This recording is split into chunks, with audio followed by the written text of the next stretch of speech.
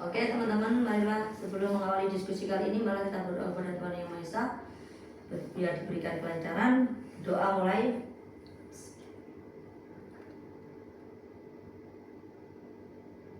Oke, berdoa selesai.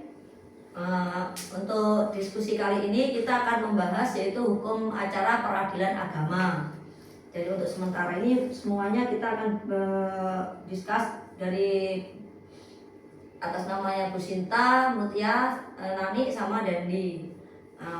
Yang kita bahas pertama yaitu adalah di dalam hukum acara peradilan ini ada beberapa poin, yaitu ada 9 poin. Jadi nanti teman-teman udah harus kita akan diskusikan sama-sama, yaitu seperti pertama kali yaitu sejarah dan dasar hukum peradilan agama. Terus yang kedua, kewenangan absolut peradilan agama. Terus yang ketiga, kewenangan di bidang perkawinan. Keempat, kewenangan di bidang ekonomi syariah. Yang kelima, azas hukum acara peradilan agama. Dan yang keenam, proses berperkara perkawinan. Yang ketujuh, proses berperkara waris. 8, pembuktian dalam acara peradilan agama. Yang ke-9 yaitu upaya hukum dan eksekusi putusan. Jadi untuk hal ini nanti teman-teman yang awal dulu mungkin poin 1 sama 2, siapa dulu, mungkin dari Bu Sinta atau siapa? Oke, saya akan membacakan ya Bu ya, sejarah dan dasar hukum peradilan agama. Menurut Ernawati SH MH, sejarah peradilan agama berawal adanya lembaga peradilan Islam di mana di masa penjajahan, kemudian dipertahankan dan diperluas kewenangannya oleh pemerintah melalui Undang-Undang Darurat Nomor 1 Tahun 1951, sedangkan dasar hukumnya dan merujuk pada Undang-Undang Nomor 50 Tahun 2009 karena adanya perubahan. Kedua, Nomor 7 Tahun 1989 tentang peradilan agama dan Undang-Undang Nomor 48 Tahun 2009 tentang kekuasaan kehakiman yang juga diperkuat oleh sumber hukum Islam. Lalu yang kedua, kewenangan absolut peradilan agama. Kewenangan absolut peradilan agama yakni kekuasaan eksklusif diantaranya memeriksa, memutus, dan menyelesaikan perkara tertentu di bidang diantaranya perkawinan, warisan, wasiat, hibah, wakaf, zakat, infak, ekonomi syariah, dan sedekah bagi orang yang beragama Islam. Dasar hukumnya, kewenangan absolut ini terdapat pada pasal 49 Undang-Undang Nomor 7 Tahun 1989 dan telah diubah di dalam Undang-Undang Nomor 3 Tahun 2006 dan telah diperbarui di dalam Undang-Undang Nomor 50 Tahun 2009. Dinyatakan bahwa pengadilan agama berwenang memeriksa, memutus, dan menyelesaikan perkara di bidang perkawinan, waris, wasiat, hibah, wakaf, zakat, infak, sedekah, dan ekonomi syariah. Lalu yang ketiga, kewenangan di bidang perkawinan akan dilanjutkan oleh rekan saya, Mutia, silakan. Iya, makasih Bu Sinta. Saya akan menjelaskan tentang subbab kewenangan di bidang perkawinan. Dalam perkawinan, wewenang pengadilan agama diatur dalam atau berdasarkan undang-undang mengenai perkawinan yang berlaku yang dilakukan menurut syariah, antara lain izin poligami, yaitu izin beristri lebih dari seorang, pencegahan perkawinan, penolakan perkawinan oleh pegawai pencatat nikah, pembatalan perkawinan, gugatan kelalaian atas kewajiban suami atau istri, perceraian karena talak, gugatan perceraian, penyelesaian harta bersama. Ibu dapat memikul biaya pemeliharaan dan pendidikan anak bila mana bapak yang seharusnya bertanggung jawab tidak memenuhinya. Lanjutannya, penguasaan anak atau hardana, penentuan kewajiban memberi biaya penghidupan oleh suami kepada bekas istri atau penentuan suatu kewajiban bagi bekas istri, putusan tentang sah tidaknya seorang anak, pengesahan anak atau pengantan anak, putusan anak pencabutan kekuasaan orang tua, perwakilan Pengangkatan anak, sorry, pengangkatan anak. pengangkatan anak. Ya. Ini salah Kan kayak pengesahan anak nggak apa-apa, maksudnya aku revisi doang. Bapak infonya terus Oke, lanjut. Oke, ini salah ininya. Pengangkatan anak, putusan tentang pencabutan kekuasaan orang tua, perwakilan, pencabutan kekuasaan wali, penunjukan orang lain sebagai wali oleh pengadilan dalam hal kekuasaan seorang wali dicabut dalam hal seorang anak yang belum cukup umur 18 tahun yang ditinggal kedua orang tuanya, padahal tidak ada penunjukan wali oleh orang tuanya. Oke, selanjutnya ganti rugi terhadap wali, pembebanan kewajiban ganti kerugian atas harta benda anak yang ada di bawah kekuasaannya, penetapan asal usul seorang anak dan penetapan pengangkatan anak berdasarkan hukum Islam, putusan tentang hak penolakan pemberian keterangan untuk melakukan perkawinan campur, isbat nikah, pernyataan tentang sahnya perkawinan yang terjadi sebelum Undang-Undang Nomor 1 Tahun 1974 tentang perkawinan dan dijalankan menurut peraturan yang lain. Selanjutnya, izin melangsungkan perkawinan bagi orang yang belum berusia 21 tahun dalam hal orang tua, wali, atau keluarga yang garis lurus ada perbedaan pendapat, dispensasi kawin, wali adal, dan selanjutnya dari nomor 4 ya. Saya yang nomor Oke, yang selanjutnya udah nih ya? Bukan. Dendi. Oh, Dendi. Ya. Dendi Orang silakan. di bidang ekonomi. Materinya. Iya, melanjutkan nomor 4, kewenangan di bidang ekonomi syariah. Ekonomi syariah diartikan dengan perbuatan atau kegiatan usaha yang dilaksanakan menurut prinsip syariah. Kewenangan itu diantaranya bank syariah, lembaga keuangan mikro syariah, asuransi syariah, asuransi syariah, reksadana syariah, obligasi syariah, dan surat berharga berjangka menengah syariah. Lanjutan, sekuritas syariah, pembiayaan syariah, pegadaian syariah, dana pensiun lembaga keuangan syariah, bisnis syariah. Oke, yang kelima. Oke, selanjutnya saya yang kelima tentang asas hukum acara peradilan agama. Asas hukum acara peradilan agama mencakup asas-asas umum peradilan sebagai berikut. Yang pertama, sederhana, cepat, dan biaya ringan, di mana proses peradilan dilakukan dengan sederhana, tanpa berbelit-belit, lebih cepat, dan biayanya ringan sehingga terjangkau oleh masyarakat.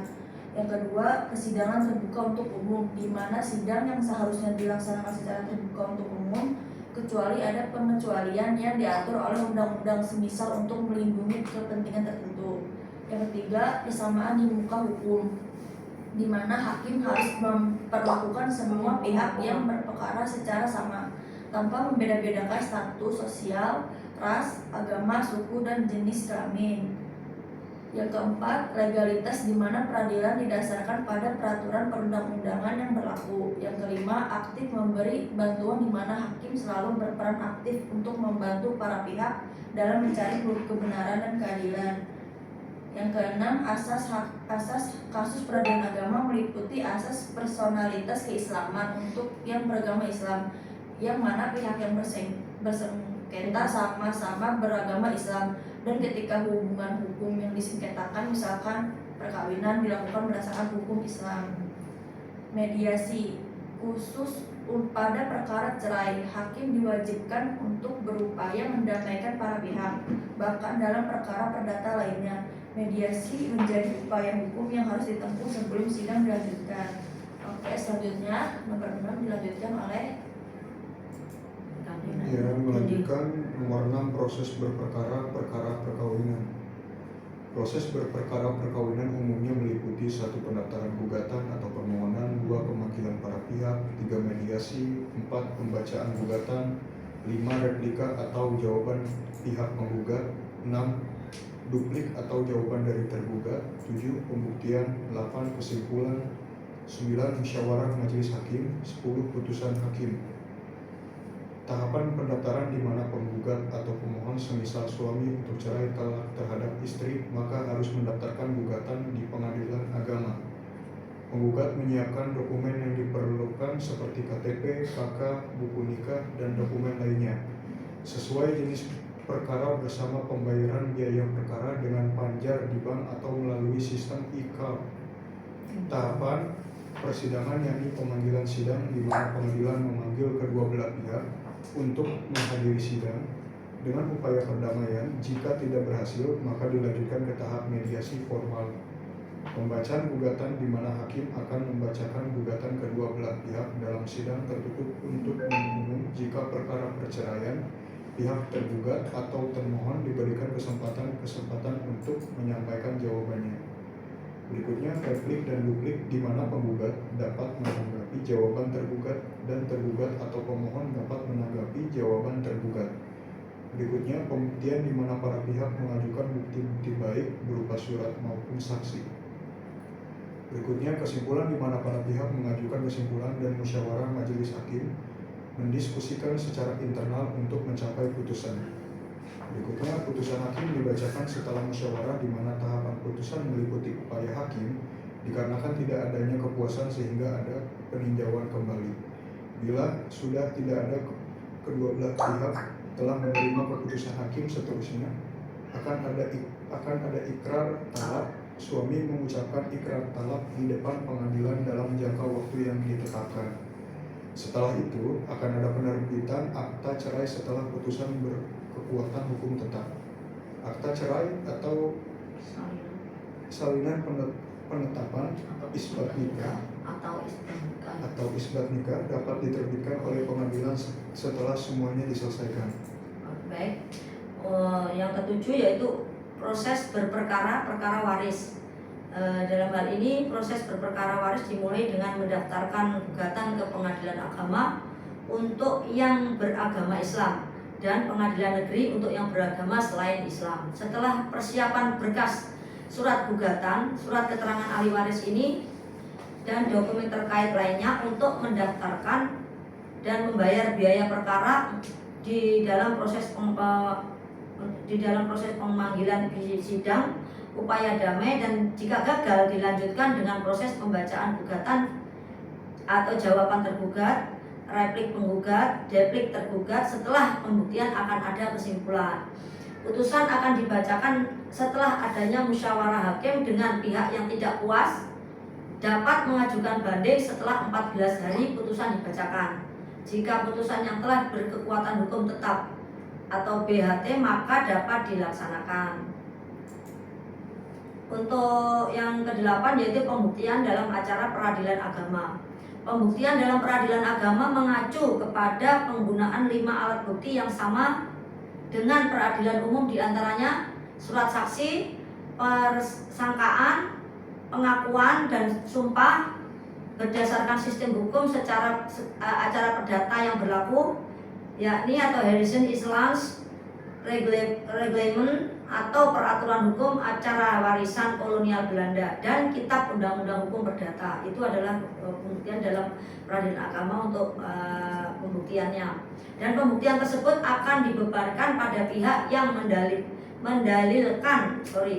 mendalilkan suatu hak atau keadaan untuk membuktikannya, dalam arti bahwa pihak yang tidak membantah atau suatu dalil tidak perlu membuktikannya. Jadi setiap pembuktian tadi itu pasti ada yang didalilkan, yang maksudnya dalil tadi itu bila pembuktiannya itu merasa bahwa itu tidak bagus, misalnya tidak sah, ya istilahnya itu dia akan dibantah, jadi dia yang berhak untuk membayar semuanya. Terus yang 9 adalah upaya hukum dan eksekusi putusan.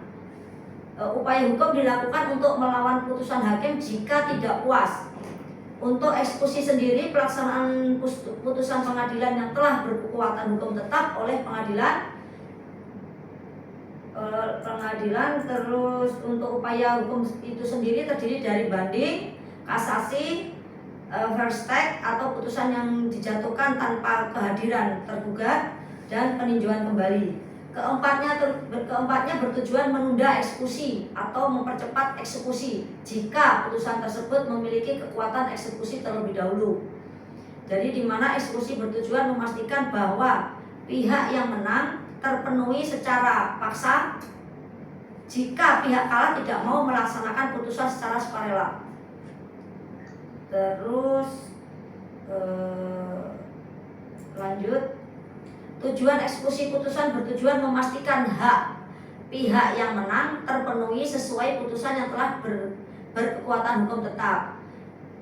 Dengan proses yaitu satu, pihak yang menang mengajukan permohonan eksekusi kepada pengadilan yang memutuskan perkara tersebut, dan yang kedua, permohonan dapat diajukan secara manual atau daring melalui sistem elektronik yang ada. Ketiga, pengadilan akan melakukan unmanning, yaitu peringatan agar pihak yang kalah melaksanakan putusan secara sukarela tanpa tenggat waktu tertentu. Dalam proses tadi yang keempat, yaitu jika peringatan tidak diindahkan, pengadilan akan melaksanakan eksekusi paksa. Acara eksekusi tergantung isi putusan sebagai berikut, yaitu dengan satu, melelang barang milik pihak yang kalah yang sebelumnya telah disita untuk mendapatkan uang. Yang kedua, cara eksekusi tergantung dari putusan, yaitu eksekusi real dengan cara penyerahan barang. Dan yang ketiga yaitu dengan eksekusi terhadap barang pihak ketiga dengan syarat-syarat tertentu. Nah, teman-teman, itu diskusi kita kali ini itu mempunyai referensi dari buku Hukum Acara Peradilan Agama oleh Ernawati SH.MH dan dari www.pasurabaya.id dan hukum online atau Pengadilan Agama Pengadilan Agama Surabaya, dan djkn.go.id. Terima kasih. Oke. Untuk diskusi kali ini ada mungkin pertanyaan dari beberapa teman yang mungkin belum tahu istilah-istilah yang ada di yang ada kita diskusikan. Istilah-istilah yang belum kita pahami ya, apalagi ada dari beberapa dari kita belum menikah mungkin ya Bu ya. Ya, betul. Jadi sepertinya ada hal yang bisa kita diskusikan, bisa kita kritisi, bisa kita analisis mungkin ya. Ya, betul. Oke, baik. Dari Mutia. Ya, Ibu kan tadi menjelaskan tentang menyinggung tentang dispensasi kawin. Ya. Menurut Ibu, sudut pandang Ibu, dispensasi kawin itu seperti apa sih? Dispensasi kawin atau menikah itu meminta izin kepada pihak terkait, pihak berwenang atau pengadilan agama untuk melakukan pernikahan sebelum waktu umur yang ditentukan, di bawah 19 tahun. Seperti itu. Dikarenakan ada berbagai hal, misalkan sesuatu hal yang mendesak seperti hamil di luar nikah, atau bisa saja di Indonesia itu berdasarkan adat istiadat yang memang memperbolehkan anak menikah di bawah umur, seperti itu. Itu salah satu contoh ya. Kalau Mutia, Mutia tim pro atau kontra terhadap izin dispensasi nikah? Yang di bawah umur ya? Iya. Kalau untuk aku pribadi sih lebih condong ke kontra ya, karena kan itu kan masih di bawah umur ya. Iya. Dan pasti kebanyakan, emang gak semua, kebanyakan itu untuk yang menikah di bawah umur itu tuh untuk yang ekonominya menengah ke bawah. Iya. Jadi kalau misalkan dia menikah di umur belum matang, yang pertama ya finansialnya belum terpenuhi, yang keduanya ekonominya belum stabil, terus juga yang ketiga kasihan juga anaknya, dia tidak minta dilahirkan untuk miskin, tapi kenapa dia dihadirkan gitu loh, dan itu tidak sesuai dengan kemanusiaan gitu kan, tidak diberikan hak sebagaimana anak seusianya gitu. Jadi menurut aku kalau menikah tuh selain usia matang itu finansial cukup dan kestabilan emosi juga udah stabil gitu. Jadi aku lebih condong untuk kontra gitu. Oke, saya izin menambahkan ya Bu ya. Saya juga termasuk tim yang kontra, karena salah satu dampak dari pernikahan dini ini adalah putusnya sekolah terhadap anak-anak yang menikah di bawah umur. Jadi mereka biasanya karena sudah hamil di luar nikah, biasanya terhambat oleh mempunyai anak, akhirnya putus sekolah dan tidak bisa melanjutkan akademik yang lebih lanjut lagi, bahkan mungkin tidak bisa berkuliah, tidak bisa mendapatkan fasilitas akademik yang bagus dan baik karena ya itu keterbatasan karena sudah berkeluarga dari pihak laki-laki maupun perempuan. Nah, disitulah terciptanya kemiskinan baru ya, menambah kemiskinan mungkin ya. Oke, ada yang ingin menambahkan mungkin? Bu Nani, tim mana, pro atau kontra? Kalau saya ada dua ya, dari pro dan kontra, karena saya mengalami sendiri. Itu ada staff saya yang di daerah itu, terutama di Kediri, itu dia beli, istilahnya beli umur. Ya, istilahnya mereka tuh beli umur. Jadi di KTP-nya tuh dituain gitu. Itu bisa akhirnya dia menikah. Jadi di umur, ada staff saya namanya Oca Rosa itu umurnya 18 tahun. Nah, dia bekerja di Krep. Nah, dari umur 18 tahun itu di Krep cabang Kediri. Nah, setelah 1 tahun dia udah punya pacar. Waktu bulan SMP itu dia udah punya pacar. Dan pacarnya udah bekerja, karena dirasa bapaknya ini ketakutan kalau semua dia nanti keburu takut pergaulan bebas dan lain sebagainya, karena dia udah bekerja, sama-sama udah bekerja. Akhirnya dia di kelurahan itu beli umur katanya. Nah, nggak tahu jumlah harganya berapa, saya kurang tahu. Ternyata pas udah kemarin dia sudah punya anak 1, saya lihat waktu di Kediri. Umurnya baru 19 tahun. Itu dilihat dari Ya, dari seperti itu kesiapan ya. secara agama mungkin ya. Makanya Ya. kemarin waktu kenapa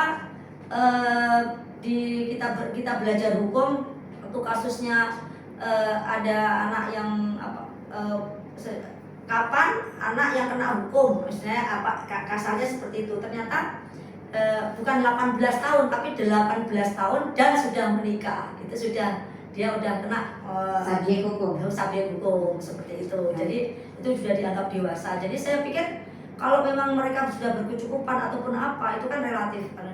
Dan saya berpikirnya kalau mereka anak-anak itu sudah SMA, sudah apa, memang kita harus batasi. Tapi sejauh ini ternyata ada aja yang bocor gitu loh. Maksudnya kenapa mesti ada beli umur gitu kan? Harusnya nggak bisa kayak gitu. Nah, itu makanya saya itu ada kontra dan pro juga di salah satu sisi ya. Itu dari sudut pandang memang pihak-pihak terkait Iya. yang melegalkan itu juga ya Bu ya. Jadi kebanyakan tuh masih ada seperti itu. Oke, lalu dari Mas Dandi ingin menambahkan?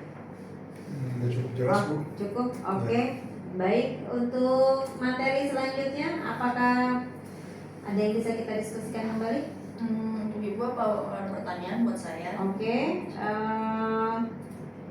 untuk Mutia tadi Ibu sudah mendengar salah satu presentasinya ya. Pembatalan perkawinan. Apa saja yang mengakibatkan atau bisa kita menggugat di pengadilan agama terhadap pembatalan perkawinan? Ini pembatalan perkawinan berarti sebelum mereka menikah. Karena syarat-syaratnya, nah ininya. Pembatalan pernikahan itu biasanya sudah menikah, tetapi salah satu syaratnya tidak.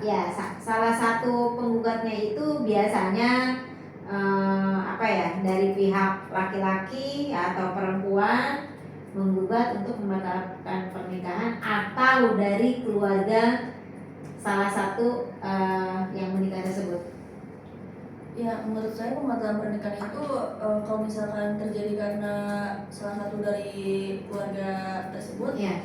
itu didasarkan kayaknya kurangnya komunikasi ya pas awal sebelum nikahnya gitu mungkin. Jadi pas sebelum nikah kurang komunikasi, pas sudah nikah ternyata kok kayak gini gitu, nggak sesuai dengan dibicarakan sebelum nikah gitu. Jadi karena menurutnya itu kan termasuk penipuan kan. Ya. Jadi itu mungkin bisa digugat untuk ke pembatalan pernikahan gitu. Ya. Menurut saya sih kayak gitu. Bisa digarisbawahi ya, pembatalan pernikahan itu bukan perceraian ya, tapi membatalkan pernikahan tersebut. Di antaranya sih biasanya orang tua tidak setuju ya kan, bisa juga karena mungkin anaknya menikah diam-diam. Nah, atau seperti mungkin itu. sorry to say ekonomi Ya. salah satu kedua belah pihak ada yang lebih tinggi gitu, jadi Iya, mungkin iya. tidak disetujui gitu Atau juga dari ras. ya dari syarat-syarat pernikahan yang memang cacat hukum ya, biasanya tidak adanya wali nikah yang sah atau membohongi. Biasanya kalau anak-anak muda ya ingin kebelet nikah gitu kan, Ya. akhirnya pakai wali hakim, padahal orang tuanya kakaknya masih ada kerabatnya. Nah, itu juga bisa dijadikan alasan pembatalan pernikahan. Pernikahan. Ya, oke. Mas Andi ingin menambahkan?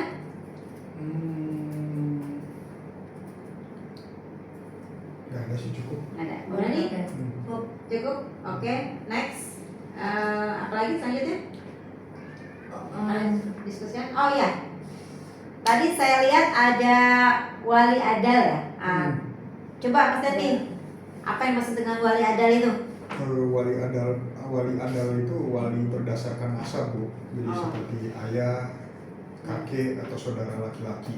Oke. Udah. Gitu ya. Oke.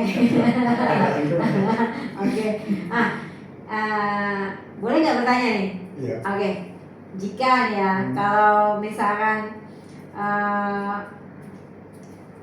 wali berdasarkan nasab ayahnya kan, nah semua itu telah meninggal dunia, nah bagaimana?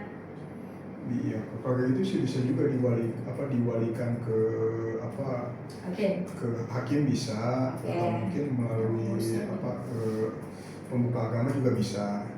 Tapi apa tadi yang Tapi tergantung masing-masing agamanya ya kalau kalau Islam. Iya. kalau saksi sih gini, kalau saksi itu dari pihak perempuan. Kalau saksi kan tidak mendesak, Bu, ini kan Iya. wali. Wali ya? Iya, wali.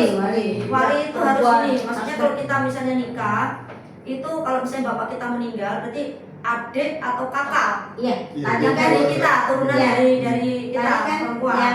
yang kalau dari perempuan itu tidak bisa, dari garis ayah. dari garis Iya, dari garis ayah Tadi maksudnya kan ya. harusnya. Yang ya, Mempelai wanita. yang saya pertanyakan tadi itu ke Dandi, bagaimana jika turunan nasab ayahnya meninggal semua gitu. Oh.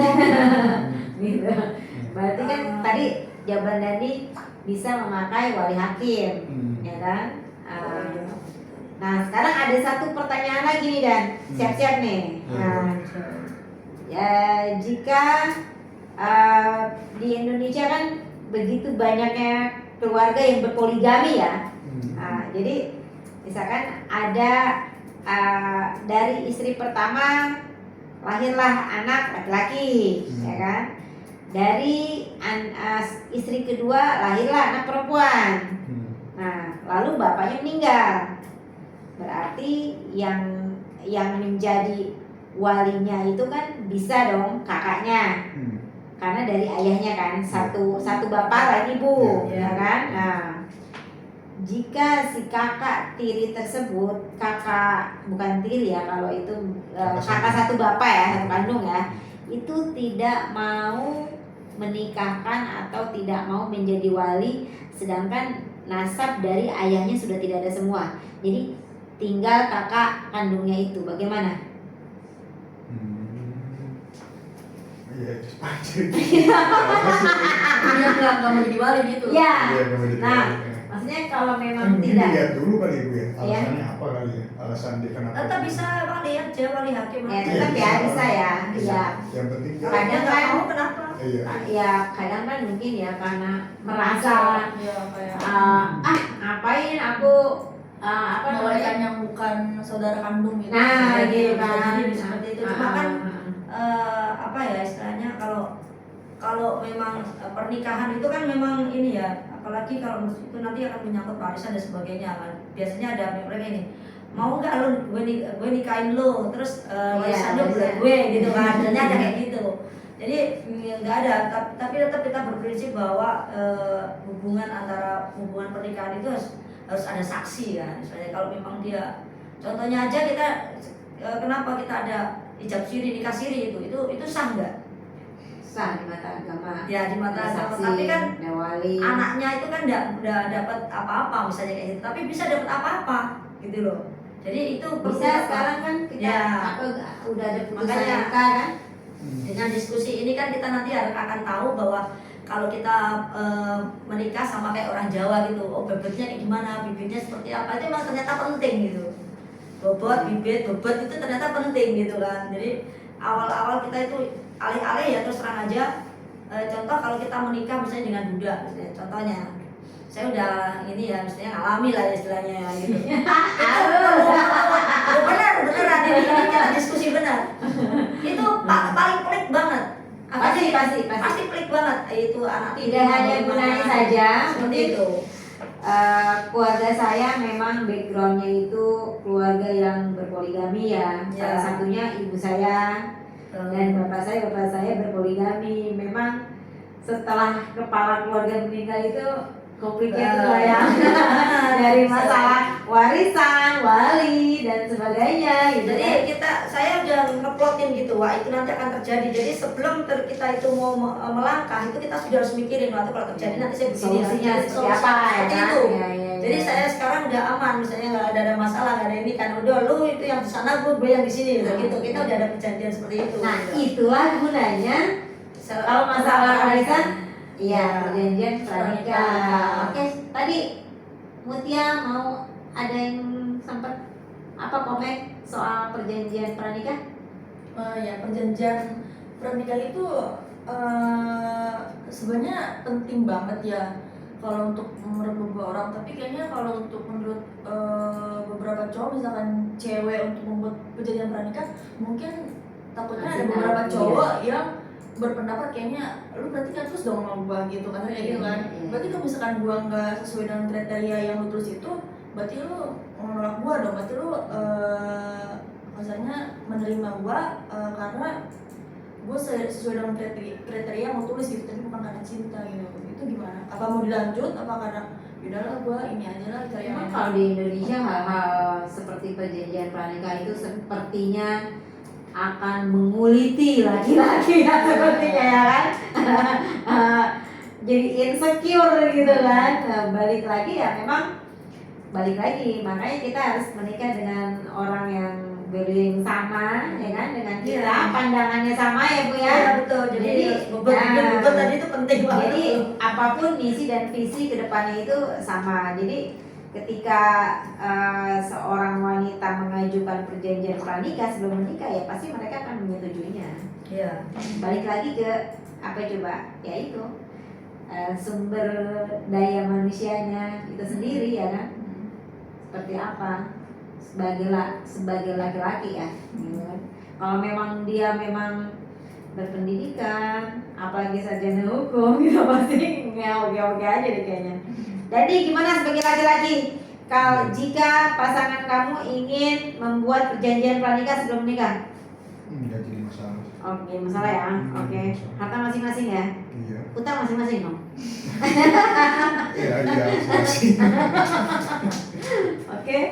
Ada lagi yang mau kita diskusikan? kayaknya udah cukup. Masalah peradilan agama ini udah ya, tadi udah ada berapa poin ya kita diskusi ya? Pembatalan pernikahan, dispensasi, kawin, ya. Oh iya, ada lagi. Oke, untuk kali ini mungkin sudah cukup Bu. Oh iya, udah. Apa? Waktunya ya? Iya, Oke, kita baik. mau lagi yang lanjut yang kedua sekalian, nanti kita matiin dulu baru Oke. yang kedua. Kita tutup dulu ya. Oke. Oke, Terima kasih. terima kasih. Assalamualaikum.